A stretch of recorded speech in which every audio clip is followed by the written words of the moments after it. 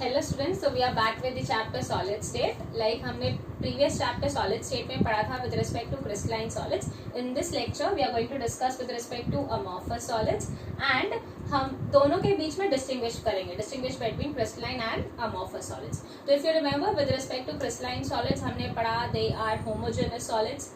They are anisotropic in nature. They also show the property of isomorphism and polymorphism.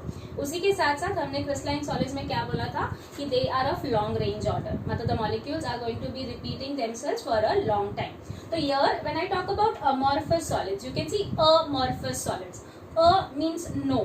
Morphous मतलब crystal structure, मतलब no form, no crystal structure. Amorphous solids मतलब वो solids जिनके पास crystal structure proper नहीं है.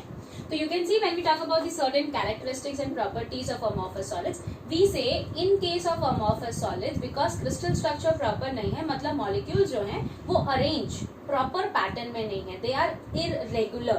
तो we say the constituent particles are arranged in a disordered pattern. Now when I say disordered pattern, you can see यहाँ पे हमारे पास picture है. यहाँ के पिक्चर में हमारे पास बहुत सारे देखो येलो और रेड बॉल्स है.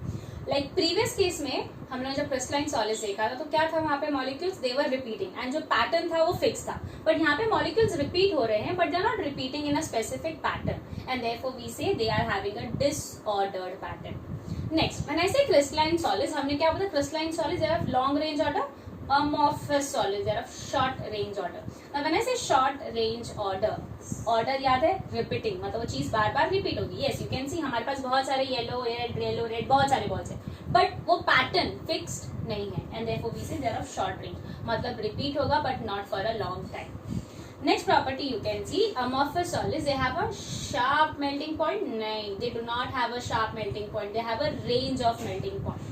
Like अगर मैंने बोला कि मेरे पास एक सब्सटेंस है A और अगर वो एक सब्सटेंस अगर आज मैंने उसको मेल्ट किया लैब में तो 125 डिग्री पे मेल्ट हुआ.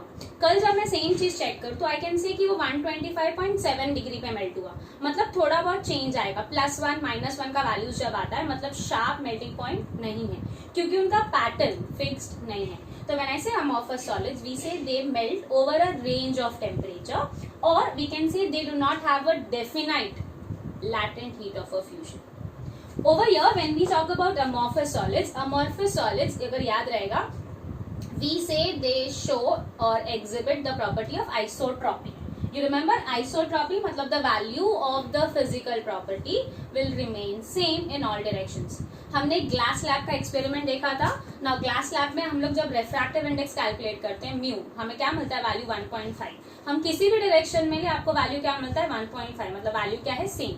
अगर वैल्यू सेम है डिफरेंट डायरेक्शंस में we call it as isotropy and that is shown by amorphous solids. जबकि क्रिस्टलाइन दे आर अनिसोट्रॉपिक, मतलब glass is an example of amorphous solids. हमें लगता है कि ग्लास देखने में क्रिस्टलाइन है बट नहीं, ग्लास क्रिस्टलाइन नहीं है, ग्लास amorphous solids हैं.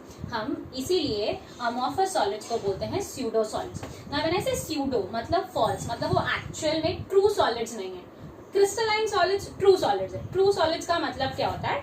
व्हेन आई से ट्रू सॉलिड्स मतलब जब आप सॉलिड को हीट कर रहे हो तो सॉलिड हीट करके कन्वर्ट होगा into liquid, like ice, water से वाटर वेपर, मतलब सॉलिड से लिक्विड, लिक्विड से गैस. यहाँ पे वैसा नहीं है. Like if I talk about thermocol, plastic, आप सबने उसको हीट करके देखा रहेगा. जब आप उसको मेल्ट करते हो तो क्या होता है, वो जल के एकदम सेमी सॉलिड सब्सटेंस बन जाता है. तो therefore we call them as what pseudo solids. Now they can also be referred as super cooled liquids. जैसे मैंने बोला ग्लास अगर तुम्हें याद है 11th स्टैंडर्ड के चैप्टर में स्टेट्स ऑफ मैटर में पढ़ा है कि glass is a highly viscous liquid. Highly viscous liquid तो हम लोग उसको क्या करते हैं, कूल करते हैं, कंप्रेस करते हैं and then we convert it into solid. You can see यहाँ पे हमारे पास एग्जांपल है. ये बहुत ज्यादा ओल्ड बिल्डिंग है राइट. अब ये ओल्ड बिल्डिंग का मैंने क्या लिया है, विंडो. आप लोगों ने अगर ओल्ड बिल्डिंग देखा रहेगा वहाँ के कांच जब हम लोग क्रिकेट खेलते हैं तो बहुत जल्दी टूट जाते हैं. ऐसा क्यों होता है? क्योंकि यू कैन सी अगर मैं विंडो देख रही हूँ तो विंडो का देखो अपर पार्ट जो है कैसा है और लोअर पार्ट कैसा है. लोअर पार्ट जो है वो थिक है जबकि अपर पार्ट जो है वो क्या है, थिन है. ऐसा क्यों होता है? क्योंकि जब सनरेज फॉल होते हैं तो ग्लास मेल्ट होना स्टार्ट हो जाता है. अब मेल्ट हो रहा है तो धीरे धीरे धीरे मेल्ट होगा क्योंकि मॉलिक्यूल्स का मूवमेंट बहुत स्लो है, इतना स्लो कि we can not see it. इसीलिए जब ग्लास विंडोज बहुत ओल्ड बिल्डिंग्स का आप कंपेयर करोगे तो अपर पार्ट बहुत थिन है और लोअर पार्ट बहुत थिक है. इसका मतलब it is getting converted into its semi-solid state, right? So over here this shows that glass is not a crystalline solid, जबकि glass is a pseudo solid, or we can call it as what? Super cooled liquid. Talking with respect to all these properties, we can have different example of amorphous solids like plastic, rubber, tar, and as we said glass. But याद रखना glass का ही एक form है quartz. Quartz is a type of glass, मतलब it is made up of silica, SiO2. But quartz amorphous solid नहीं है. Quartz हमने पढ़ा था, it is showing polymorphism, मतलब it is a type of crystalline solid. Example बहुत important है, याद रखेंगे entrance के लिए. Quartz and cristobalite, that polymorphism or substances which are nothing but crystalline structures of silica. So they are crystalline solids. Over here, moving ahead with the next property or next topic, that is nothing but distinguish. We are going to distinguish between crystalline and amorphous solids. जो हम distinguish कर रहे हैं, हम कौन से parameters discuss करेंगे? You can see सबसे पहले हम discuss करेंगे arrangement, molecules, atoms कैसे arrange हैं. Second is the melting point. Then melting point को हम एक और terms में लिख सकते हैं, that is latent heat of fusion. फिर next we have compressibility, then cleavage property, मतलब कट करने के बाद अगर आप क्रिस्टल को या सब सॉलिड को कट करते हो तो आपको उसका सरफेस कैसा दिखेगा. And then we have is anisotropy and isotropy, and last one is symmetry. Over here when I say crystalline solid arrangement, हमने देखा molecules they are arranged for a long time, pattern regular है, and therefore I can say they are of long range order. Next, when I say melting point, you can see they are melt at a definite or a sharp temperature. मतलब melting point of 0 degree है, कभी 0.1, 0.2 नहीं होता है. तो we can see they have a definite melting point or a definite latent heat of fusion. Next, compressibility. Crystalline solids they cannot be compressed क्योंकि उनका crystal structure definite है, they are rigid, मतलब they cannot be compressed. जबकि cleavage property you can से, अगर मैंने एक diamond लिया, डायमंड को मैंने कट किया इनटू 2 पार्ट्स, जब आप उसको 2 पार्ट्स में कट करोगे आपको जो दोनों पार्ट्स दिखेंगे वो कैसे रहेंगे? एकदम क्लीन सरफेस रहेगा, स्मूथ रहेगा. तो we say they have clean surface और I can say smooth surface और clean cleavage. Next is anisotropy and isotropy. Crystalline solids they show the property of anisotropy. NaCl का एग्जांपल देखा था हमने. When you take the value of the physical property in different direction, the value changes. So it is going to show you anisotropy. Next is symmetry. Crystalline solids में pattern regular है, same चीज repeat हो रही है at a regular interval, right? So we say yes, the compound will be symmetrical in nature. Moving ahead with the next type, that is amorphous solids. Now when I say amorphous solids, सबसे पहले arrangement long range तो नहीं है, अभी just पढ़ा तो it is short range order. Melting point and definite heat of fusion. Melting point sharp नहीं है, we'll say they melt over a range of temperature. And same when I say heat of fusion, we'll say they do not have a definite heat of fusion. Indefinite or not definite, you can say. Compressibility. Glass is a highly viscous liquid. मतलब हमने liquid को compress किया solid में, तो I can say yes, they are slightly compressible. Cleavage property. Now when I say cleavage property, like आप कभी भी amorphous solid ले लो और उसको कट करो, like मैंने ना रबर, आपका जो नॉर्मल इरेजर हम यूज करते हैं, अगर आप उसको कट करो, कट करने पे आपको उसका सरफेस कैसा दिखेगा? नाउ डोंट टेल मी कि आपने बहुत ज्यादा शार्प नाइफ लिया और जब शार्प नाइफ लिया तो आपको एकदम प्रॉपर स्मूथ सरफेस में नहीं, क्योंकि हम जब मॉलिक्यूल्स को देखेंगे हम माइक्रोस्कोपिक लेवल पे देखते हैं, तो माइक्रोस्कोपिक लेवल पे आपको सरफेस स्मूथ नहीं मिलेगा. It will be a rough cleavage और you can say irregular.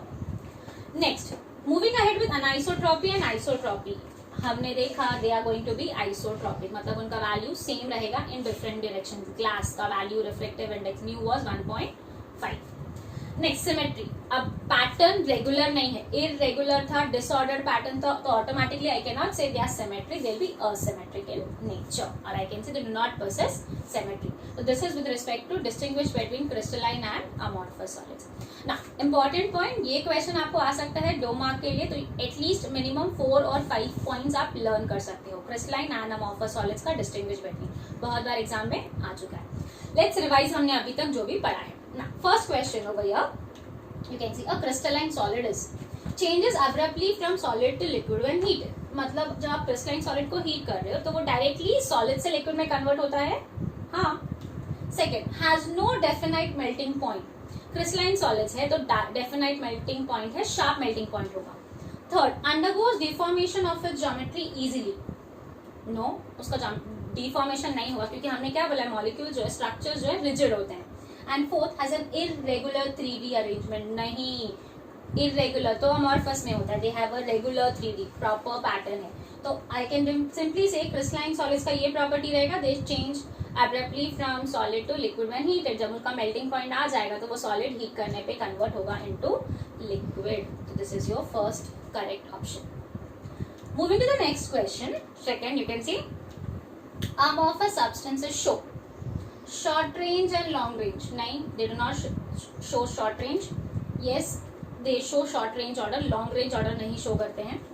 Long range नहीं. Fourth, have no sharp melting point. Yes, amorphous substance के क्या sharp melting point नहीं है. They have a range of melting point. तो 1 and 2 correct है. नहीं. 2 and 3 भी नहीं.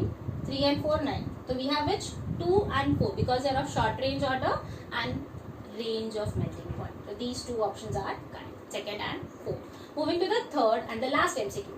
Which of the following is amorphous? Coke, table salt, quartz and diamond. You can see यहाँ पे अगर मैं बोलती हूँ coke. Coke आपको पता है कार्बन.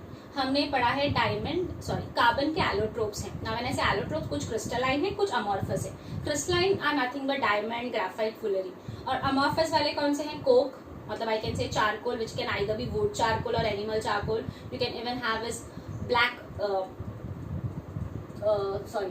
कोक, और I can say wood charcoal और एनिमल चारकोल. जैसे मैंने बोला कार्बन सिर्फ. तो you can see coke over here is an amorphous solid. बाकी ये तीन होगी, table salt NaCl that is ionic, quartz हमने डिस्कस किया, और डायमंड, ये सब क्या है? Crystalline solid. तो simple option is first one.